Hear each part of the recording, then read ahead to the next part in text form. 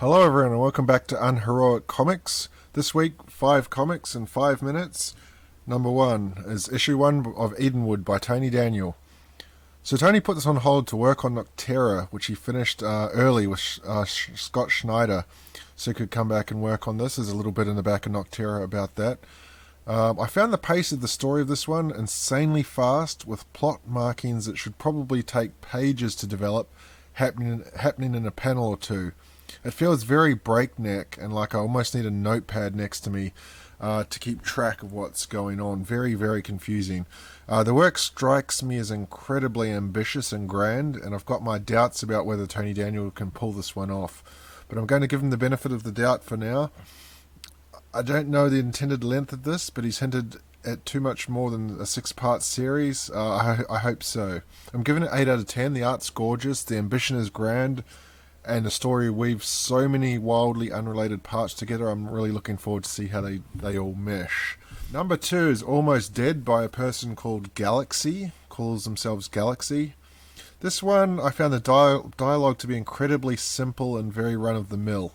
The telegraphing is almost insulting to the reader, and parts of the story, like the sequence of time, just don't make sense in the early part. This makes me think of a story the author has in their head, but they haven't got to the editing phase where they kind of meld it into a comic, and the story ends up being told in these thought bubbles and things that are spoken out loud that just wouldn't be spoken out loud, which kind of simplifies it greatly. I'm a massive zombie fan, so I'm going to stick with it. It's obvious the author has an interesting story in there, but the execution is absolutely terrible. I'm giving it 4.5 out of 10 at this stage. Third comic, Traveling to Mars, issue 9 by Mark Russell.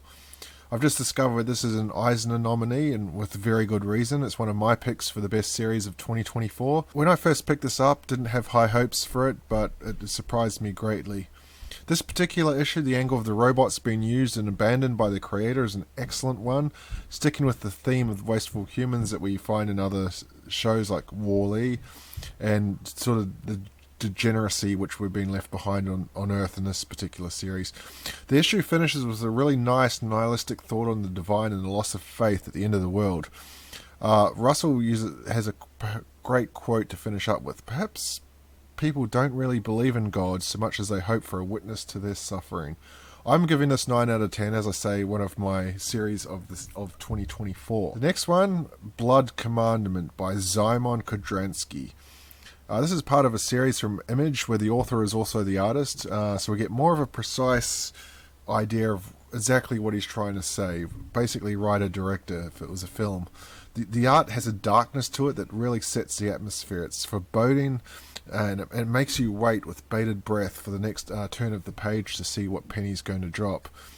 That Penny ends up being a werewolf story with a twist. I'm not going to reveal that twist. Suffice to say it's very brooding and spiritual, and the series has a lot of promise. So I'm going to give this at this stage an 8.5 out of 10. I got really excited about this one. My final title this week, Conan the Barbarian, issue 4 by Jim Zub.